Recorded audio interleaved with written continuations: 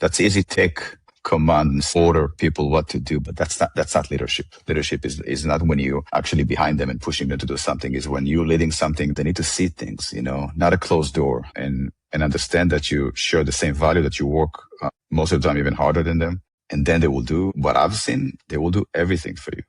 Welcome to the True Leadership Podcast, where we sit down with executive leaders to explore what leadership really means through the lens of their stories, their wins, their struggles, their vision, and their lessons along the way. I'm Ty Hammond, founder of One Mountain Leadership and creator of the True Leadership Approach, an awareness-based path that helps leaders shift their focus from what to do about their problems to how to grow from them. Whether you're just stepping into leadership or are well-seasoned and at the top of your game, your potential won't be realized following someone else's script, but you can draw insights from their stories and turn it into wisdom by putting it into practice in your own life. Welcome to the True Leadership Podcast, where we explore the essence of leadership beyond tactics of performance by sitting down with executives to hear what matters most to them. I'm your host, Ty Hammond. Today's guest is Guy Ronen. Guy is the Chief Operating Officer at Arcana Labs, an AI-powered production platform transforming media and entertainment. A seasoned operator and venture builder, Guy brings more than 2 decades of experience spanning national intelligence, private equity, AI-driven ventures, and large-scale infrastructure projects. He has worked on both the operating and investment sides of business, leading investments for multiple funds while also building and scaling companies from within. Guy operates at the intersection of strategy and execution, helping organizations grow from seed stage to profitability with precision and speed. It's my pleasure to have Guy with me here today. Welcome to the show, Guy. Thank you, Ty. Thanks for having me. Great to be here. Absolutely. So I always start here with this question. Every leader, of course, has a beginning. And who we are as a leader and as a human being, of course, starts taking shape long before we make it to any executive position of leadership. I'm curious, who's someone from your early life or maybe an early experience that really shaped the kind of leader that you are today? Wow, it's an amazing question. Actually, I think in each stop of my life, there's someone, usually not a way, but a grown up, as you can call it, that got some more experience that I always look up at. It started at school and high school. Specifically for me, I went to the military as well. So definitely there you can see people that, lead the way and you want to walk and behind them. And I think that's the essence. But to be honest, I'm trying to get someone like that on each stop of my life, a businessman, a skilled investor, an operator, someone that, I want to step in his, footsteps and just understand how can I be better? How can I learn from his mistakes? How can I not repeat mistakes? But definitely that. But if I want to mark the first one, definitely it's my military service, my commander, someone that I look up at him and said, okay, wow. And to be honest, it was like a year older than me. But again, it's not age. What was it about this leader that really stood out for you and impacted you? I think that it didn't have to say much for people to go after him. I think it's a combination of a little bit of knowledge, experience. I think a little bit of charisma, getting into the room and something happened. It's not even the look. I don't even know how to put a finger on something, but the room changed the atmosphere when he's like stepping in. I think that's the thing. You're eager to hear more. You're eager to hear what he has to say, his opinion. And obviously, at later stages in businesses, you want to walk in his footsteps. And that's the person that you look up at and try to be, like him. Early age, it was parents, right? But, sure, that's a different skills. Important, but a different skills. For sure. I'm curious, what are the ways that you feel like that experience with this person informed who you are as a leader and how you show up today? I think the ability to analyze each one of your team members, understand what his weaknesses and strengths, understand what's the leverages and pinpoint what do you need to push to actually make him work. Because definitely in those organizations, it's totally different. It's not recruiting the same type of people. It's so different than each other. So understanding, okay, this is the problematic. This is never get enough attention. This one needs that. This one grew without his parents and needs something, and identify that and then providing that. I think that's something that I'm taking since then. I think over 25 years ago. Since then, every day, what is this guy or girl missing? How can I fulfill that? How can I make them feel comfortable, more comfortable? I think that's the main thing.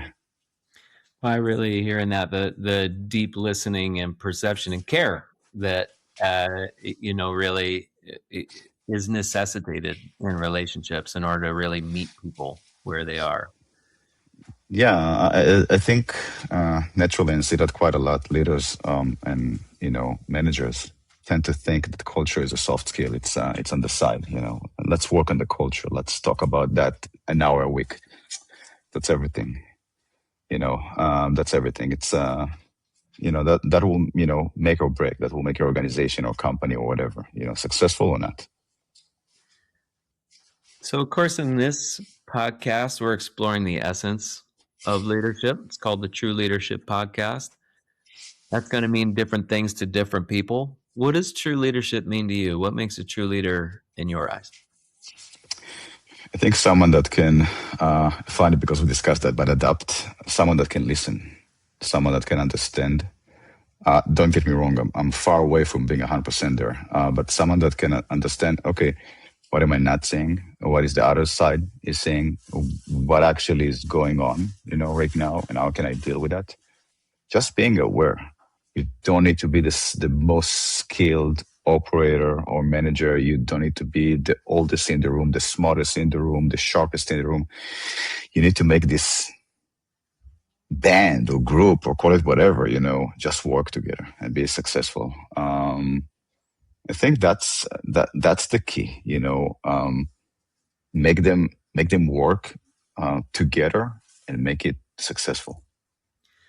You're really speaking to a dynamic which I think is really essential, and a confusion, quite honestly, that often happens. We sort of equate like the smartest person of the room or being, the best at doing something, but you're really talking about, the awareness. You said knowing what you don't know. What difference do you feel like that makes in leadership, and why does it matter?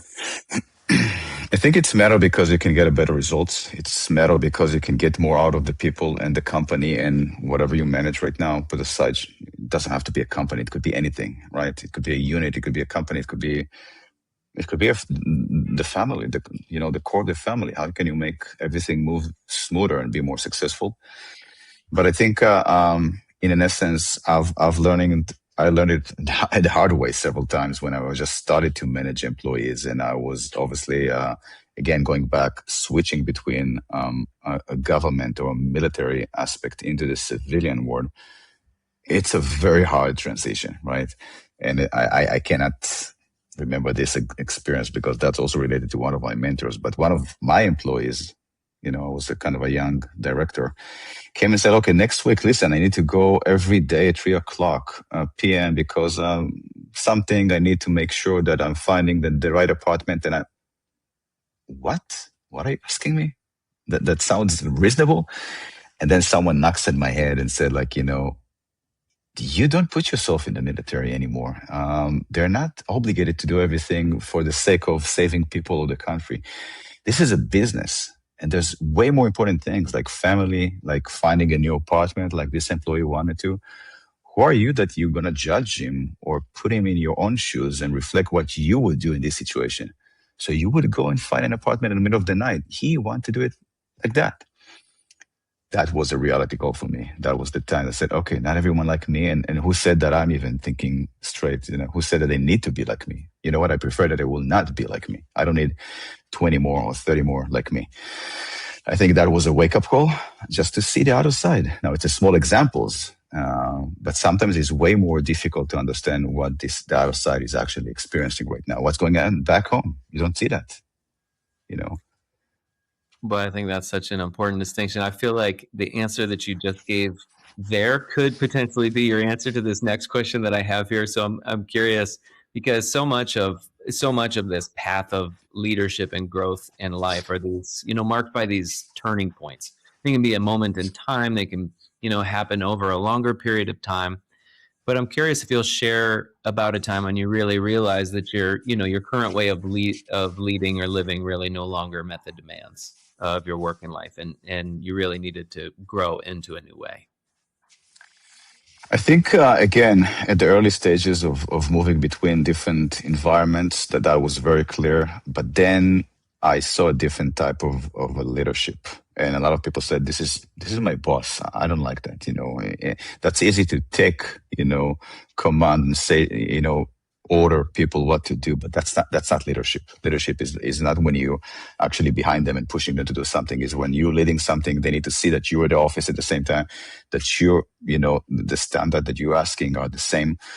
And I think that's what matters. They need to see things, not a closed door, and understand that you share the same value, that you work most of the time even harder than them, and then they will do what I've seen. They will do everything for you. And again, they don't need to risk their life. We're not in that situation anymore, but they will do everything for you. I think one good example, it was like 15 years ago, but I was on the way to meet a client for a demo over the weekend. And I saw my team and I explained them exactly what I'm going to do over the weekend. Okay. And spend my weekend to travel. It was like, like around China. And then I saw that all of the team, 18 people, wrote code and improved the system over the weekend. I just saw lines of codes over the weekend. I never asked them to work over the weekend, but they understood what's the goal. They saw everything. It's not a need to know base. You don't need to know, I'm going to a meeting. No, everyone knew exactly what I'm going to do. Knew that I'm traveling over the weekend. I'm going to prepare over the weekend. So they did the same, although I never asked them to do that. And I think that was the eureka moment for me, that, okay, What got you there? What did you let go? Because I'll just say, like, some leaders never get there, right? So we'll continue to try to just like, okay, how do I motivate people to do stuff, right? As opposed to really creating that spaciousness, leading from the front, whatever you want to call it. So, I'm curious about that. So eureka moment that happened, but what did you have to let go of in order to, be willing to do something differently?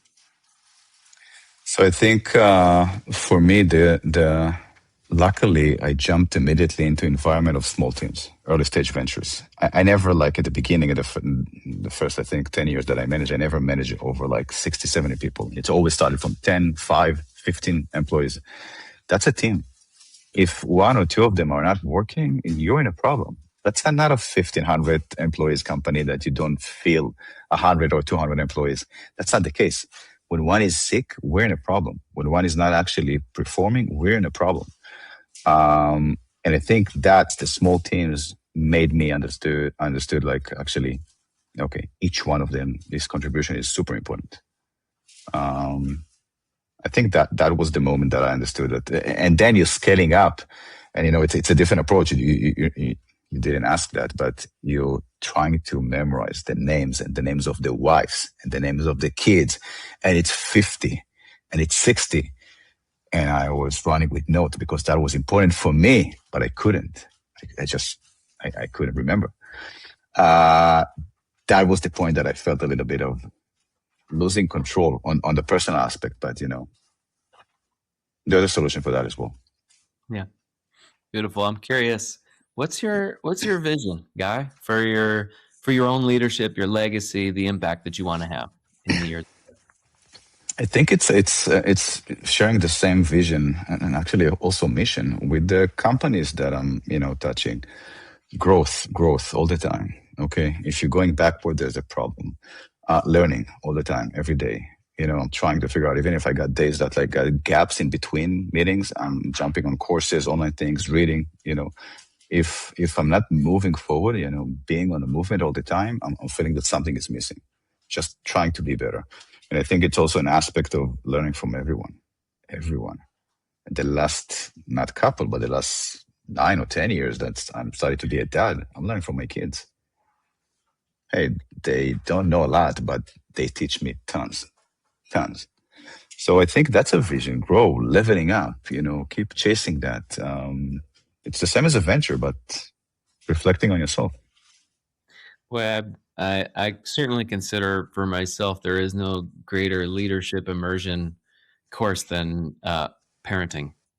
Oh, 100%, no doubt, hands down, totally, All totally. day, all day long. Humbling, and wow, yes, totally. In the extent to which it's interesting because and just sort of bringing it back to your point about earlier about really meeting people where they're at, right? In the different kind, everybody's different. They have their own ways of showing up and ways to interact with them that work. I find it's like similar with children, right? It's like the moment that you think that you've found a good way to interact with them at this stage, now they're at a different stage. Exactly. Something That else is that skill doesn't work any longer. So boy, does that help with and I think it's a very similar skill, right? Like our ability to perceive what is actually needed. What does leadership look like right now? Yeah. And I think, more than that, I'll take it to the professional because I don't have so many kids like employees. But when you get into the, not conflict even, just, the basic dilemmas of like, I got 2 to 3, 4 good employees on this specific, square. Who should I promote to be? I had this case with a CTO. Who should I promote to be a CTO?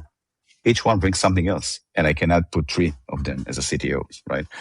So I let them run like they're actually a CTO for 6 months, each one of them, and just taking care of different, verticals or pipelines and grow into that.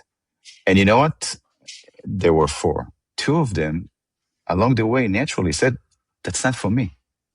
They told me, that's not for me.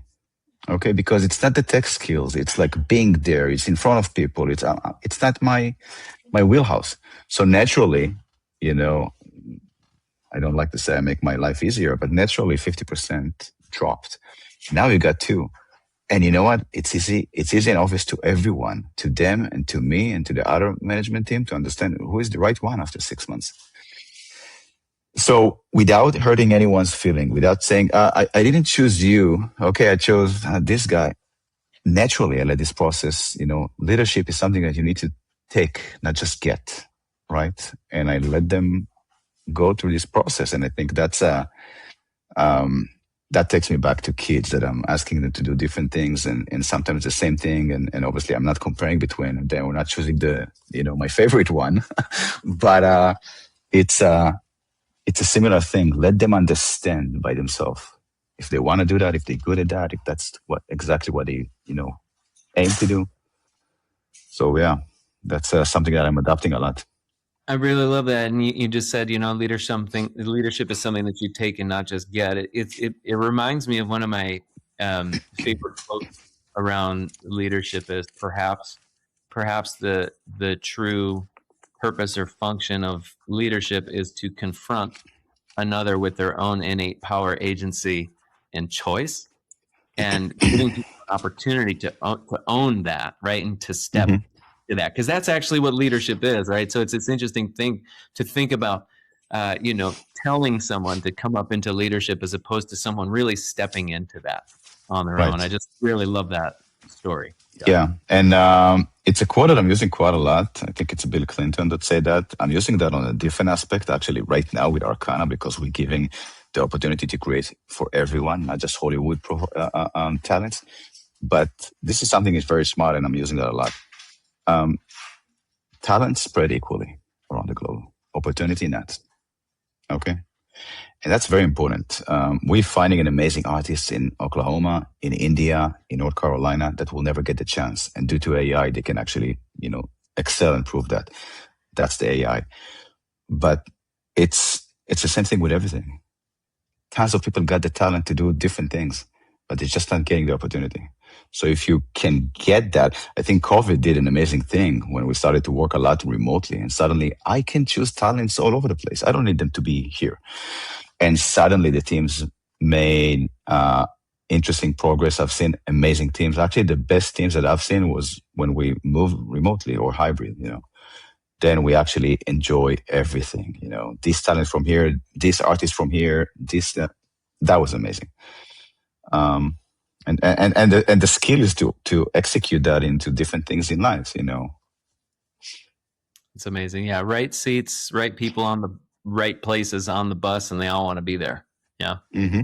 Yeah, That's 100%. Yeah. Where do you feel most tested right now? What challenges are stretching you the most? To be honest, as always, still manage teams. I don't see scaling companies as scaling tech, finance, operation is very challenging. Okay. It's like it's a textbooks most of the time. Assess, write it, it's working, repeat, and go again and again and again. That's working. Those are textbooks. People is always the biggest challenge. And don't get me wrong, people is not just like people that I need to manage. People that manage me sometimes, executive teams, convincing people, seeing the same mistake happen again, and you're not getting enough influence. We discussed that as well. That's the most challenging, getting into a room and influence people. And again, don't get me wrong, we're not it's not okay, it's my way or the highway. You need to listen to me and you have to do that. But, bringing your knowledge into execution with people, that's the biggest challenge, I think. That's the biggest challenge. Influence is such a immensely important and interesting topic. I'm curious, I think we could dedicate a whole show to it, What's your take on what actually, what's behind influence? Like, what actually helps with that for you in your experience? I think the first thing is to understand the other side. Okay. Obviously, this is something we'll discuss. What am I not saying, or what's the criteria behind his choices or decisions? It could start with the situation he just like had a fight with his wife this morning, or something happened, God forbid, with his kids, or medical issues that you don't even see. It's rarely to see those things with most of the employees, and something going on. Okay, and then getting there, but also, hey, each one grew in a different way, in a different environment, in different places, sometimes with a different culture. Now it's funny, when I did my MBA, there was a full course on culture in business. It's funny because how Japanese people will give you the business card. This is a culture, but that's the easy thing. But how close can you stand in front of someone, touching him or not touching the show?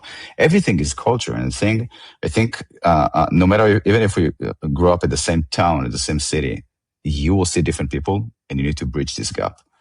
And bridging this gap and understanding them and know how to reflect your ideas that they will understand, I think that's the mastery of being a leader and influence people. 100%. It's really really hear this distinction. Culture is not what we do. It's the way that we do it. So it's this interesting thing that it can't be. I mean, it's full of the choices that we make and the things that we do, of course. But there's something a little bit more ineffable, right? It's something that you can't, touch or even necessarily learn necessarily. Like you say, it's more that, to what extent are you actually listening and paying attention? Are you picking up and able to, the guy that, just got in a fight with his wife, he's not going to come in and tell you that, but can you sense it? Can you pick up on that something is there? Yeah. Maybe you don't know what it is, but you can sense that something's there. So that's that's an awareness piece. But even the basic things. Listen, I see a lot of leaders got into the room, like the boardroom, said, "Okay, guys, I got an idea. We got a problem. I think we need to do A, B, and C. I want to hear your thoughts." And at the second he said, "I want to hear your thoughts," he's looking down his phone, texting. Okay, you're just checking the box. You don't really want to hear their thoughts. You already decided. You're just giving them the stage to feel okay. People, employees, whatever, feel that, see that. If you already decided, don't play the game. Don't play the game. I don't say you need to or not, but don't play the game. And if you wanna hear their thoughts, listen and hear their thoughts. Otherwise, you're doing the opposite things of what you're You're better trying off to do. just asking. Yeah. What's your take on what's separating the leaders who are excelling right now from those who are really struggling in this unique time in history and work? Failures. A lot of fails. I think this is the best tuition fee. You're getting humble out of fail, being closing a company. That's something that really get hard into your guts. And how do you can recover out of that and actually keep continuing and building and managing and things like that. So there's a lot of small failure points in the way. Employee that want to leave, obviously, not bankruptcy, but closing a company, not getting investment, things like that, losing clients. But any type of fail, small to big, I think that will make you humble, grounded. That's very important. I'm seeing a lot of, I've been there, but I'm seeing when I was involved in investments, both family office and VCs, I saw the entrepreneurs that are in love with what they're doing. There's no chance I'm wrong here. And we're not going to pivot at all. It's not you in love in your product. Listen to your audience. Who's going to pay for that? Stop for a second. The objective is not to create a company, is also to create something that can grow and people want to use that. So yeah, being humble, listen. I think for me, there was failures and a lot. Oh, what are you talking about? I'm failing on a weekly basis. Small, big, but I'm failing all the time. And that, as long as you're not repeating that, that's the best tuition fee ever. It's just, I think about humility often. I contemplate on it often, and I don't know how else we get to a state of actually being humble other than by being humbled by life. Yeah. You can adapt that. You need to get it into your face. Through failure. But yeah. Or God forbidden, disasters, things like that. But that's a type of a failure. But through the unknown. Yeah. We talked about mentors and people to look up at. I had one really earlier the days that said, if it's a really good feedback, don't give it to me. It's just gonna, boost up my ego. I will be drunk out of ego drunk, and don't give me the bad feedback, the thing that I can grow out of it. I've been amazing today, this week, this year.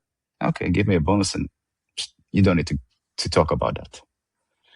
That's the biggest obstacle in front of executive leaders, operators. Those compliments. Yeah, boy, I hear that. There is no growth without resistance. So. Oh yeah. And pressure. Yeah. So this last question is a little more of an invitation. You have the time and the space here to offer to listeners whatever it is that's most in your mind and heart to share right now. Take your time. The floor is yours. Wow.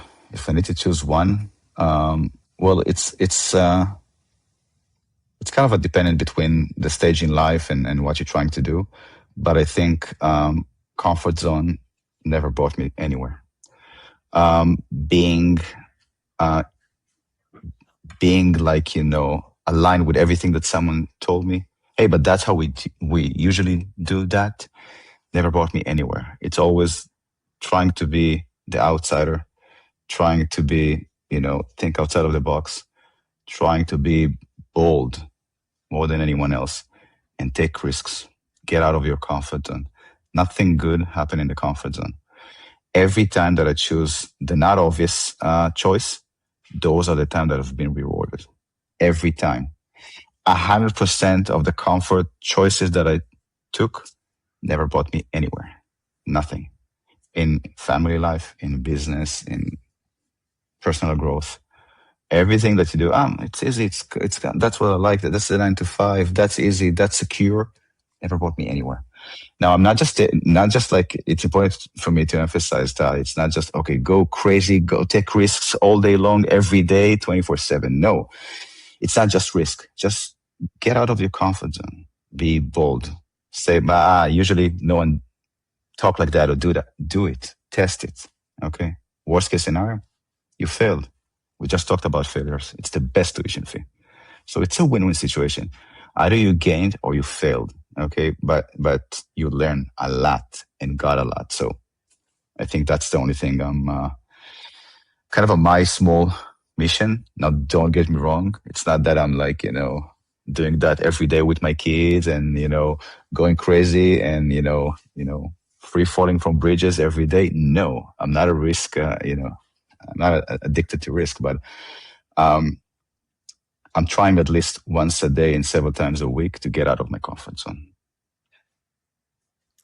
Well, Guy, I so appreciate the wisdom that you've shared here today with me. I've gotten so much out of it, and I'm sure that whoever else listens is going to equally benefit from what you've shared with us. Thank you so much for being our guest on the True Leadership Podcast. Thank you. It was a great, great pleasure. That's it for this episode of the True Leadership Podcast. If you enjoyed this conversation, you can subscribe to YouTube, Spotify, Apple Podcasts, or wherever you're listening to this to catch future episodes.